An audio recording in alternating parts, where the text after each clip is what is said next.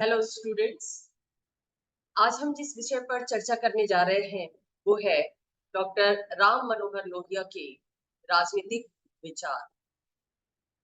Doctor Lohia एक प्रखर स्वतंत्रता सेनानी और प्रमुख गांधीवादी समाजवादी विचारक हैं आधुनिक भारत के। वो एक व्यवहारवादी राजनीतिज्ञ है, सुप्रसिद्ध अर्थशास्त्री है और इसके साथ साथ अंतरराष्ट्रीय राजनीति के भी मर्मज्ञ हैं। मूल रूप से एक राजनीतिक परिवार में पले बढ़े डॉक्टर लोहिया राजनीति में स्वाभाविक रूप से रुचि रखते रहे, क्योंकि उनके पिता हीरालाल एक पक्के कांग्रेसी थे और कांग्रेस की बैठकों में भाग लेते लेते लोहिया पर भी राजनीतिक जीवन का, खासतौर से भारत की राजनीतिक परिस्थितियों का विशेष रूप से प्रभाव पड़ा और धीरे धीरे करके वो एक सफल राजनीतिज्ञ, कूटनीतिज्ञ के रूप में प्रसिद्ध हुए। उनके राजनीतिक विचारों का मूल आधार समाजवाद है, जिसके लिए वो जाने जाते हैं और उनका समाजवाद भारतीय परिस्थितियों के अनुरूप विकसित किया गया है। जब भी समाजवाद की बात आती है तो अक्सर मार्क्स को उद्धृत किया जाता है। पश्चिम में तलाशा जाता है समाजवाद की भूमि और ऐसे में हम पाते हैं कि मार्क्स के द्वारा वैज्ञानिक ढंग से उन परिस्थितियों की व्याख्या की गई जो परिस्थितियां समाज में आर्थिक असमानता को जन्म देती हैं। मार्क्स को वैज्ञानिक समाजवादी इसलिए कहते हैं क्योंकि उन्होंने न केवल ये बताने की कोशिश की कि किसी भी समाज में आर्थिक असमानता और उससे उपजा अन्याय क्यों उदित होता है, बल्कि ये भी बताने की कोशिश की कि कैसे उन परिस्थितियों पर नियंत्रण स्थापित किया जा सकता है, कैसे समाज में बदलाव लाया जा सकता है और कैसे एक जस्टिफाइड समाज, एक न्यायपूर्ण समाज की स्थापना की जा सकती है, जिसमें सभी को उनके अधिकार प्राप्त हो, आर्थिक विषमता की खाई बहुत बड़ी ना हो और समावेशी विकास को प्रोत्साहित किया जा सके। जहां तक लोहिया की बात है, लोहिया मार्क्सवाद से प्रभावित तो थे, लेकिन वो मार्क्सवाद को हूबहू रूप में स्वीकार नहीं करना चाहते। मार्क्सवाद को उसके क्लासिकल स्वरूप में स्वीकार करना लोहिया को स्वीकार्य नहीं था और वो उसे समाजवादियों की एक रूढ़िवादिता मानते थे। लिहाजा उन्होंने समाजवाद की एशियाई संदर्भ में, भारतीय संदर्भ में अलग ढंग से व्याख्या की और उसे स्वीकार्य बनाया। उनके समाजवाद पर गांधीवाद का बहुत ज्यादा प्रभाव है। तो एक व्यवहारवादी राजनीतिज्ञ के रूप में उनका समूचा जीवन इस बात के लिए लगा रहा कि कैसे भारतीय समाज को, एशियाई समाज को एक समाजवादी समाज के रूप में विकसित किया जाए। और इस निमित्त उन्होंने बहुत सारी पुस्तकें लिखी, बहुत सारी रचनाएं लिखी, जैसे सत्य, कर्म, प्रतिकार और चरित्र, समाजवादी एकता, वाल्मीकि और वशिष्ठ, कृष्ण और गोदावरी के इलाके में, सगुण और निर्गुण, नया समाज, नया मत, सहयोग का सिद्धांत और अमल, समाजवादी चिंतन, उत्तर प्रदेश और बिहार के दौरे के कुछ अनुभवों को साझा किया है इन्होंने अपनी इन पुस्तकों में। और जर्मनी प्रवास के दौरान उन्होंने जर्मन सोशलिस्ट पार्टी का जो अनुभव प्राप्त हुआ उन्हें, उसके विषय में लिखा अपनी रचना में। फ्रेगमेंट ऑफ वर्ल्ड माइंड और India, China and northern frontiers, ये वो पुस्तकें हैं जो अंतरराष्ट्रीय राजनीति के संबंध में उनके विचारों को प्रतिबिंबित करती। जहां तक उनके व्यक्तित्व पर प्रभाव की बात है, हर बड़े विचारक पर, हर राजनीतिज्ञ पर, उसके जीवन पर कुछ सकारात्मक लोगों का प्रभाव होता है और लोहिया इससे अछूते नहीं थे। उनके विचारों पर, व्यक्तित्व पर सबसे ज्यादा प्रभाव उनके पिता हीरालाल का था। उसके बाद नेहरू, जो गांधी के साथ मिलकर भारत की स्वतंत्रता के लिए संघर्ष कर रहे थे और स्वतंत्रता के बाद भारतीय राष्ट्र निर्माण की प्रक्रिया में संलग्न थे। उनका भी बहुत ज्यादा प्रभाव लोहिया के व्यक्तित्व पर था। सबसे ज्यादा प्रभाव गांधी का था उनके ऊपर, और ये प्रभाव भी उनके पिता के प्रभाव स्वरूप आया था, क्योंकि उनके पिता स्वयं गांधीवादी विचारधारा से बहुत ज्यादा प्रभावित थे। तो गांधी ने जिस समाज की कल्पना की, लोहिया ने भी कमोबेश उसको उसी रूप में स्वीकार किया।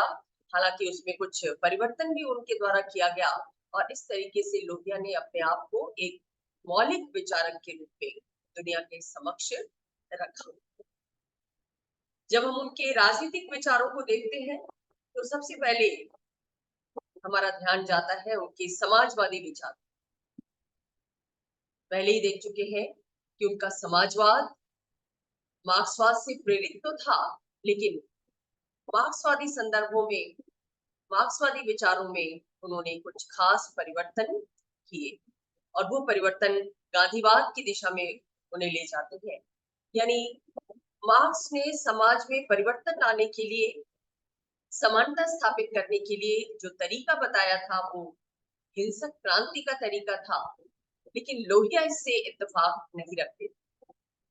वो गांधीवाद की तरह सविनय अवज्ञा की तकनीक में विश्वास रखते थे कि सामाजिक परिवर्तन लाने के लिए अगर हमें कहीं भी अन्याय, विषमता दिखाई देती है तो हम संगठित होकर अहिंसक तरीके से उसका विरोध कर सकते हैं।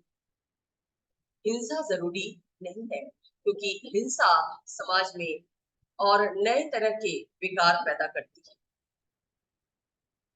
गांधी का साधनों की पवित्रता में विश्वास था, और लोहिया ने भी इसी में अपना विश्वास जताया। हालांकि बता दें आपको कि गांधीवाद की सविनय अवज्ञा की तकनीक में तो लोहिया विश्वास रखते थे, लेकिन गांधी की जो व्यक्तिगत कष्ट सहकर विरोधी के हृदय परिवर्तन करने वाला विचार था, उसको लोहिया स्वीकार नहीं करते थे, वो उसे निरर्थक मानते। तो गांधीवाद में भरोसा रखते हुए भी, गांधीवादी तरीके में विश्वास रखते हुए भी, कहीं ना कहीं लोहिया से भिन्नता भी रखते हैं, और इस रूप में अपने आप को एक मौलिक विचारक के रूप में पेश करते हैं।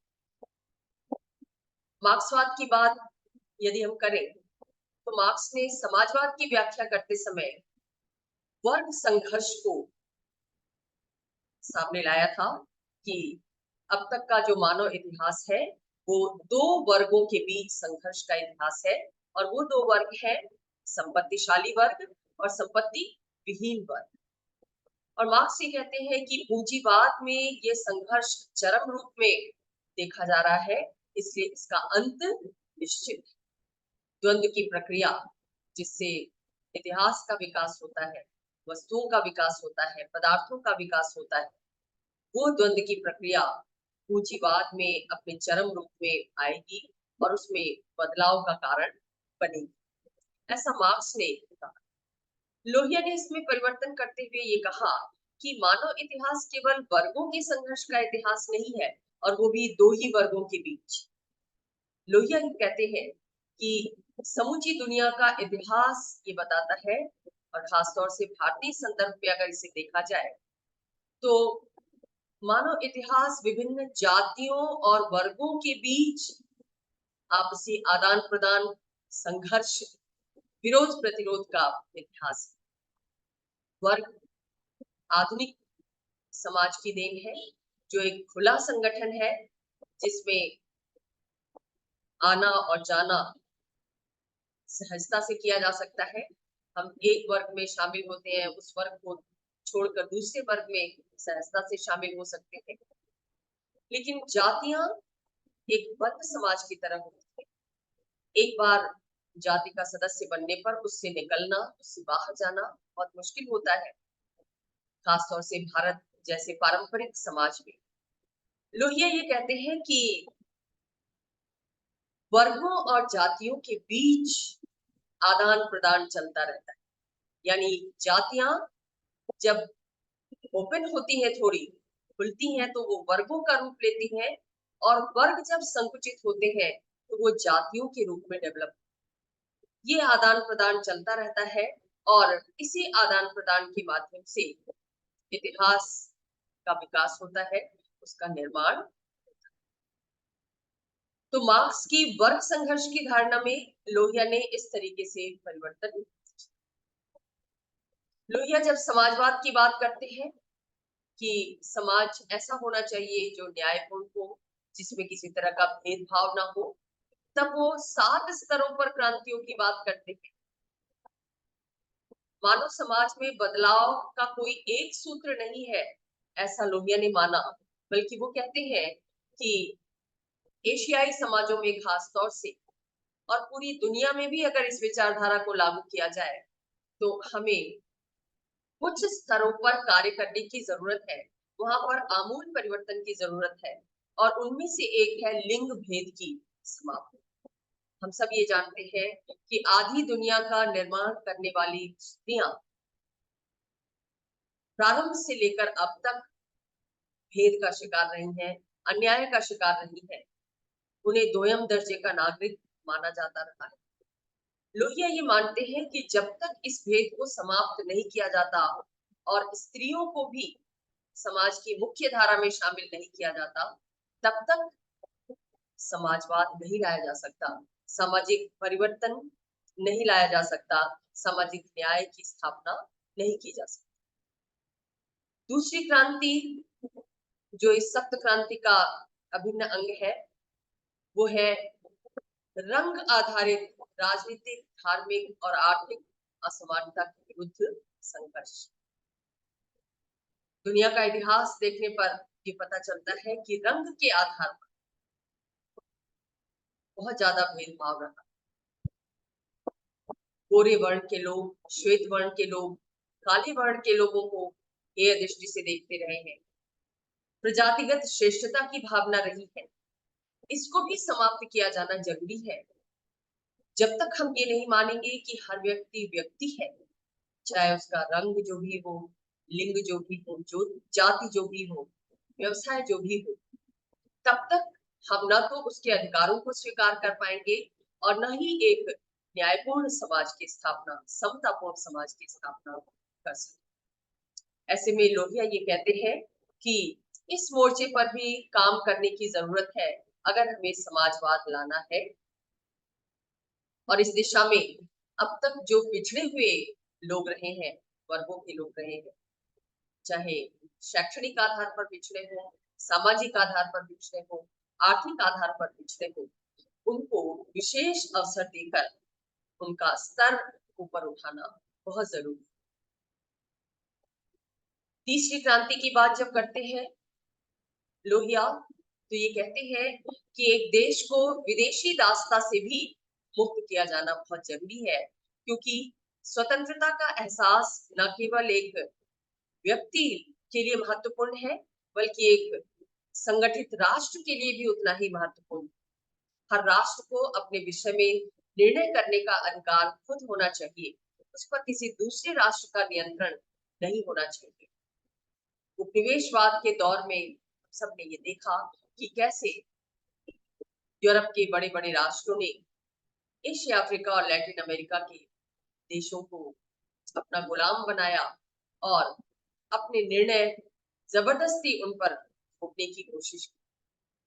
तो लोहिया जब भी समाजवाद की बात करते थे, जिन देशों में भी उन्होंने भ्रमण किया, वहां के समाजवादियों से भी उन्होंने यही बात कही कि सबसे पहले आपको विदेशी रास्ता से समाप्ति के लिए जो संघर्ष चल रहा है उसमें सहयोग करना चाहिए, तब समाजवाद लाया जा सकता है।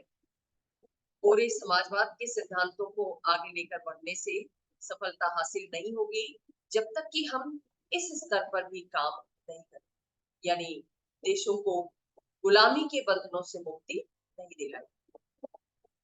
चौथी क्रांति जो लोहिया की सप्त क्रांति का हिस्सा है, वो है पूंजीवाद की समाप्ति और योजनाबद्ध आर्थिक उत्पादन। औद्योगिक क्रांति के बाद यूरोप में पूंजीवाद का विकास हुआ, जिसमें बड़े बड़े कल कारखाने स्थापित किए गए और संपत्ति का केंद्रीकरण कुछ बड़े बड़े पूंजीपतियों उद्योगपतियों के हाथों में हो गया। उनका पूरा ध्यान अपनी पूंजी को बढ़ाने में लगा रहा। ऐसे में जो मजदूर वर्ग था, जो मिलों में काम करता था, वो कहीं ना कहीं उनके शोषण का शिकार बनता रहा। और जैसा कि मार्क्स ने भी कहा कि पूंजीवाद में हैव नॉट्स का, संपत्ति विहीन वर्ग का, मजदूर वर्ग का शोषण चरम रूप में है।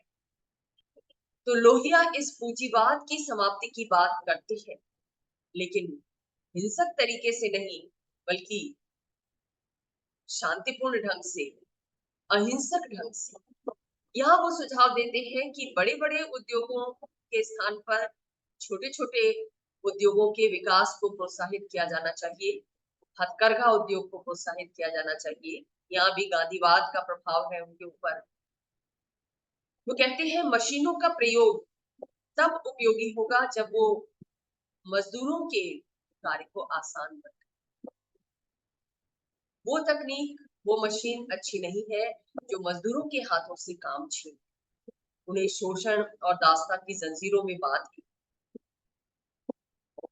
तो पूंजीवाद का जो शोषणकारी स्वरूप है, लोहिया उसकी मुखालफत करते हैं, उसका विरोध करते हैं और क्रमिक ढंग से आर्थिक उत्पादन की व्यवस्था और वितरण की व्यवस्था इस प्रकार किए जाने पर जोर देते हैं ताकि जो अमीरी और गरीबी की खाई है उसको भरा जा सके और सभी एक न्यायपूर्ण समतापूर्ण समाज का हिस्सा बन सके। हालांकि रूस में जो योजनाबद्ध विकास का तरीका अपनाया गया, राज्य नियंत्रित राष्ट्रवाद, लोहिया उसके भी विरोधी थी, क्योंकि ऐसा तरीका जहां पर राज्य अपने हाथों में संपत्ति के सारे संसाधन ले लेता है, फिर अपने तरीके से उसका बंटवारा करता है। लोहिया का अनुभव था कि ऐसी व्यवस्था में नौकरशाही हावी हो जाती है और लोगों की व्यक्तिगत स्वतंत्रता में अनुचित हस्तक्षेप करने लगे। बता दूं कि लोहिया समानता में विश्वास तो करते थे, लेकिन उससे भी पहले व्यक्तिगत स्वतंत्रता को महत्व देते। यानी एक समाजवादी होते हुए भी एक लिबरल समाजवादी थे वो, जिनका ध्यान व्यक्तिगत स्वतंत्रता पर भी उतना ही था जितना आर्थिक समानता पर। और यहाँ पर 20वीं शताब्दी के जो अमेरिकी विचारक हैं जॉन रॉल्स, उनके विचार लोहिया के विचारों से प्रभावित दिखाई देते हैं, क्योंकि रॉल्स ने भी जिस न्यायपूर्ण समाज की कल्पना की, उसकी पहली सीढ़ी व्यक्तिगत स्वतंत्रता को सुनिश्चित किया जाता है। तो लोहिया ने इस तरीके से मार्क्सवादी समाजवाद में, गांधीवादी समाजवाद में कुछ नया इनपुट देने की कोशिश की, परिवर्तन करने की कोशिश की, जो परिवर्तन ग्राह्य हो, उपयोगी हो और व्यावहारिक। छठी क्रांति की जब वो बात करते हैं तो वो है कि दुनिया से अस्त्र शस्त्रों का प्रसार रोका जाना चाहिए, क्योंकि उनकी भी ये मान्यता थी कि अस्त्र शस्त्र युद्ध को प्रोत्साहित करते। और आज तो दुनिया इतने मारक अस्त्र शस्त्रों के भंडार पर बैठी हुई है, जहां छोटी सी भी चूक पूरी दुनिया को चंद क्षणों में तहस नहस कर सकती। तो लोहिया ये मानते थे कि संगठित रूप से दुनिया के सभी राष्ट्रों को इस बात के लिए प्रयास करना चाहिए कि अस्त्र शस्त्रों का जो जखीरा हमने इकट्ठा कर रखा है, परमाणु बम से लेकर रासायनिक बम और जैविक बम तक, उसको धीरे धीरे समाप्त किया जाए। और 7वीं क्रांति उनकी दृष्टि में कौन सी होगी? वो है सत्याग्रह। एक समाज सभ्य, शांतिपूर्ण और न्यायपूर्ण तभी बन सकता है जब उसके अंदर सत्य के प्रति आग्रह,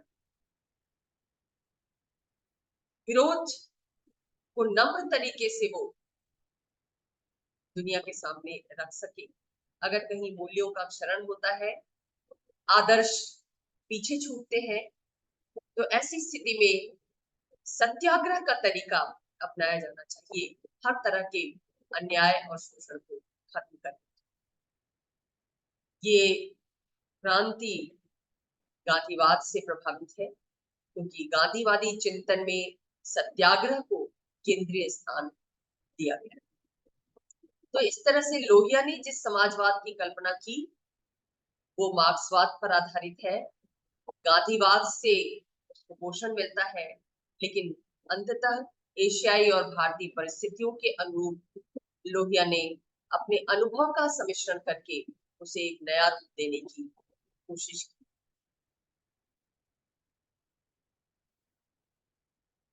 अगला जो उनका विचार है वो है लोकतंत्र में आस्था।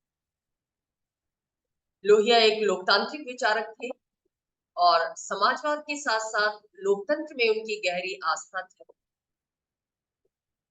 लोकतंत्र कैसा हो, इस विषय में लोहिया के अपने विचार थे, अनुभव था।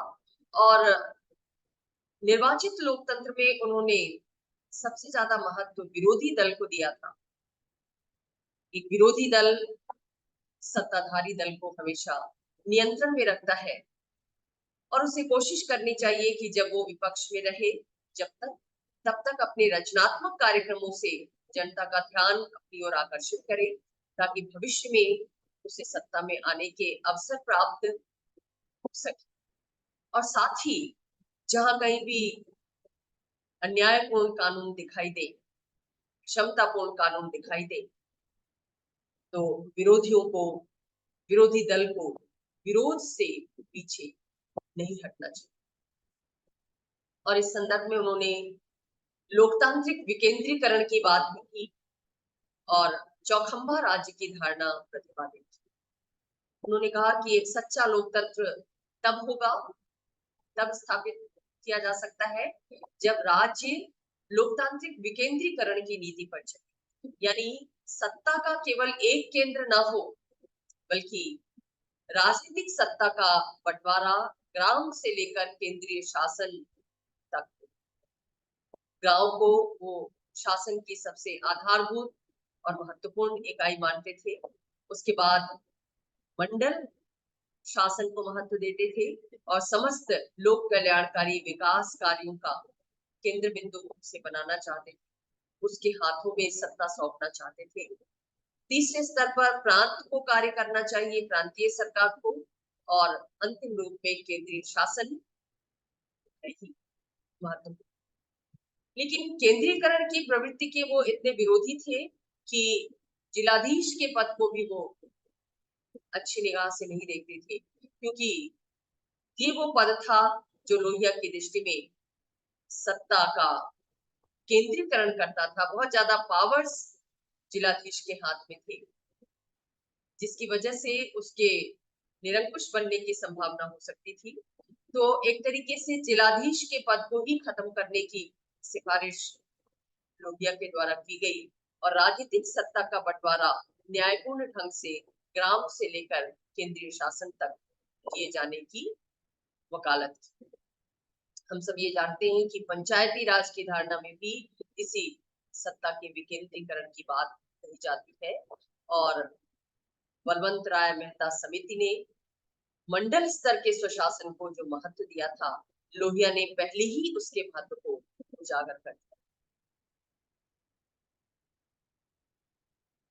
अगला विचार जो लोहिया ने व्यक्त किया वो था राजनीति और धर्म की पूरकता।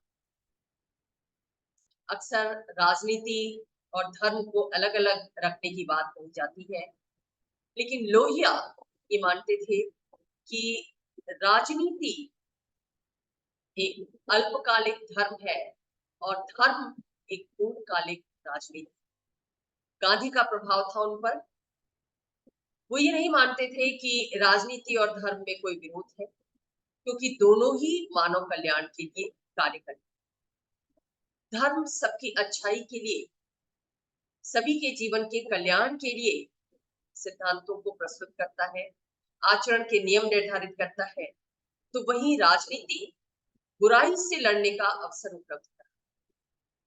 लेकिन धर्म जब विकृत हो जाता है तो वो लोगों के कल्याण की बात न करके एक विशेष पंथ के कल्याण की बात करने लगता है।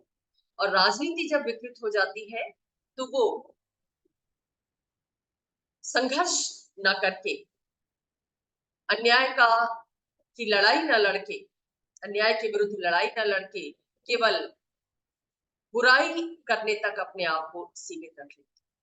राजनीति का असली मकसद तब पूरा होता है जब वो न केवल बुराई को सामने लाए बल्कि उस बुराई को खत्म करने के लिए, मिटाने के लिए संघर्ष भी करे। लोहिया इस तरह की राजनीति में विश्वास रखते थे, लेकिन वो ये भी मानते थे कि आजकल जो धर्मनिरपेक्षता का विचार प्रस्तुत किया जाता है उसके पीछे मूल वजह ये है कि धर्म कट्टर ना बनने, धार्मिक कट्टरता का विकास न। इसलिए इन दोनों के क्षेत्र को अलग अलग रखा जाना चाहिए और एक दूसरे के मामलों में, एक दूसरे के क्षेत्र में दोनों को हस्तक्षेप करने से बचना चाहिए। मौलिक रूप से दोनों की प्रवृत्ति कल्याण की है और उस कल्याण की तरफ ही दोनों को आगे बढ़ने की कोशिश करनी चाहिए। तो इस तरह से धर्म और राजनीति की परस्पर पूरकता में विश्वास व्यक्त किया गया लोहिया के द्वारा। अब अंतरराष्ट्रीय राजनीति के विषय में भी लोहिया ने कुछ विचार दिए और हम सब ये जानते हैं कि नेहरू भारतीय विदेश नीति के संस्थापक थे। विदेश मंत्रालय उन्होंने अपने पास ही रख रखा था प्रधानमंत्री पद के साथ साथ, लेकिन जब विदेश मंत्रालय स्थापित किया गया तो उस वक्त लोहिया को उसका सचिव नियुक्त किया गया। इस तरीके से हम कह सकते हैं कि भारतीय विदेश नीति की संस्थापना का कार्य भी लोहिया के द्वारा किया गया। नेहरू और लोहिया ने मिलकर जिस गुटनिरपेक्षता की नीति को भारतीय विदेश नीति का आधार बनाया, उस तटस्थता की नीति के विषय में लोहिया का विचार ये था कि भारत को सक्रिय तटस्थता की नीति पर चलना चाहिए। यानी भारत की जो गुटनिरपेक्षता है वो केवल राष्ट्रीय स्वार्थ से प्रेरित नहीं होनी चाहिए बल्कि दुनिया के कल्याण का भाव उसमें होना चाहिए और जो भी मुद्दे अंतरराष्ट्रीय राजनीति में उपस्थित हो उन पर भारत को विचार राष्ट्रीय हित से परे हटकर मानवता के कल्याण को ध्यान में रखकर अपना दृष्टिकोण प्रस्तुत करना चाहिए। लोहिया ने इस बात के लिए क्रिटिसाइज किया भारत को, आलोचना की कि उसकी गुटनिरपेक्षता की नीति सैद्धांतिक तौर पर ही है, व्यवहारता हमने देखा कि 1955 तक भारत का झुकाव अमेरिकी गुट की तरफ रहा और उसके बाद उसका झुकाव सोवियत गुट की तरफ हो गया, जिसे उसने नेचुरल एलाई का नाम दिया, स्वाभाविक मित्र का नाम दिया। तो लोहिया किस आदर्श में विश्वास रखते हैं कि भारत की जो गुटनिरपेक्षता की नीति है वो वास्तविक रूप से गुटनिरपेक्ष बने, सिद्धांत और व्यवहार में कोई अंतर ना हो। तीसरे उन्होंने उपनिवेशवाद का विरोध किया। भारत की विदेश नीति का एक प्रमुख आयाम है कि वो दुनिया में जितने भी गुलाम राष्ट्र हैं उनके द्वारा जो मुक्ति का संघर्ष चलाया जा रहा है भारत उसका समर्थन करता है। लोहिया ने भी नेपाल के स्वतंत्रता संग्राम का समर्थन किया, अन्य एशियाई राष्ट्रों के स्वतंत्रता संग्राम का समर्थन किया क्योंकि वो उपनिवेशवाद की समाप्ति को दुनिया के लिए कल्याणकारी मानते थे, क्योंकि हर राष्ट्र को उसका अधिकार, उसकी स्वतंत्रता, उसका वजूद, उसकी पहचान दिलाना चाहते। और इस संदर्भ में उन्होंने एशियाई एकता की धारणा प्रस्तुत की। वो ये जानते थे कि एशिया के राष्ट्र कई तरह के विभाजनों का शिकार, मतभेदों का शिकार। जब तक वो उन मतभेदों से उबरेंगे नहीं, संगठित नहीं होंगे, तब तक वो अपनी आवाज दुनिया के मंच पर प्रभावी ढंग से नहीं रख पाए। तो एशियाई राष्ट्रों के विकास के लिए जरूरी है कि पहले वो खुद संगठित। अंतर्राष्ट्रीय राजनीति के संदर्भ में ही विश्व नागरिकता का विचार लोहिया के द्वारा प्रस्तुत किया गया। लोहिया अपने समय से बहुत आगे थे। वो दो तरह की नागरिकता हर व्यक्ति को देना चाहते थे, एक अपने राष्ट्र की नागरिकता और दूसरी विश्व की नागरिकता। और विश्व नागरिक के रूप में हर व्यक्ति को यह अधिकार होना चाहिए कि वो किसी भी देश में आसानी से आ जा सके, वहां रह सके, वहां व्यापार कर सके। आज हम जिस वैश्वीकरण के दौर में जी रहे हैं, उसका भी यही आधार है कि राष्ट्रों की सीमाओं को धूमिल किया जाए। आर्थिक, सांस्कृतिक, व्यक्तिगत आदान प्रदान बढ़े, ये वैश्वीकरण की मूल भावना है। तो उस मूल भावना को लोहिया ने उस समय ही अनुभव कर लिया था और यही वजह है कि उन्होंने विश्व नागरिकता का विचार दुनिया के सामने रखा। केवल वैश्विक नागरिकता ही नहीं, बल्कि वो विश्व सरकार का विचार भी रखते हैं कि दुनिया में एक विश्व संसद होनी चाहिए जिसका गठन वयस्क मताधिकार के आधार पर चुनाव करवा के किया जाना चाहिए। हालांकि वो ये भी मानते हैं कि विश्व संसद इतनी शक्तिशाली नहीं होनी चाहिए कि वो राष्ट्र की संप्रभुता को धूमिल कर दे, उस पर नियंत्रण स्थापित कर दे। तो कहीं ना कहीं सामंजस्य की स्थापना की बात करते हैं। किसके बीच सामंजस्य?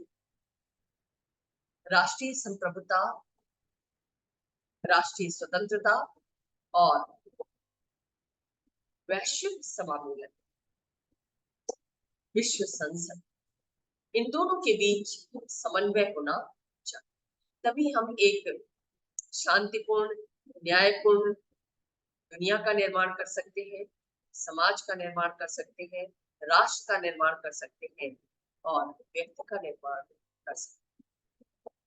तो इस तरह से हम देखते हैं कि लोहिया के राजनीतिक विचार बहुआयामी है।